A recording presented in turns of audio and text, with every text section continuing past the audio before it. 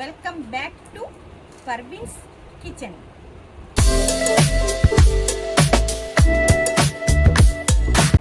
ఇవాళ నేను తాటికాయతో పొట్టిక్కలు చేస్తున్నాను. దీనికి ఇలా తీసుకొని ఇలా తీసి సేమ్ మేము తాటి రొట్టి చేసినప్పుడు గుజ్జు తీసాం కదా, అలాగే తీసుకోవాలి. ఇలా గుజ్జు ఇలా నీట్గా తీసుకోవాలి, పీస్ లేకుండా. గుజ్జు తీసుకున్న తర్వాత దీంట్లో బియ్యం నూక తగినంత,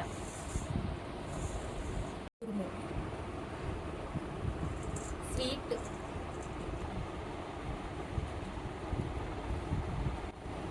ఇది సోపు. మీకు నచ్చితే వేసుకోవాలి, లేకపోతే లేదు, ఆప్షన్. కలుపుకోవాలి పిండి పేస్ట్.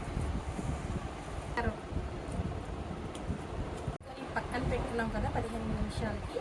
తర్వాత ఇది పేస్ట్ని అరిటాకుల్లో పెట్టి కుడుముల్లాగా చేస్తున్నాం. 15 మినిట్స్ టు 20 మినిట్స్ దాకా స్టీమ్ అవిన తర్వాత తయారు చేసిన తాటి పొట్టెక్కులు తయారైపోయినాయి. ఇవి చల్లారిన తర్వాత తింటే చాలా టేస్టీగా ఉంటాయి. ఓపెన్ చేస్తున్నా చూడండి, ఇలా ఉంటాయి. సూపర్ టేస్ట్ ఉంటుంది. అల్ఫా మా మనవరాలకి పెడుతున్నాను పొట్టెక్కులు. టేస్ట్ చూడు.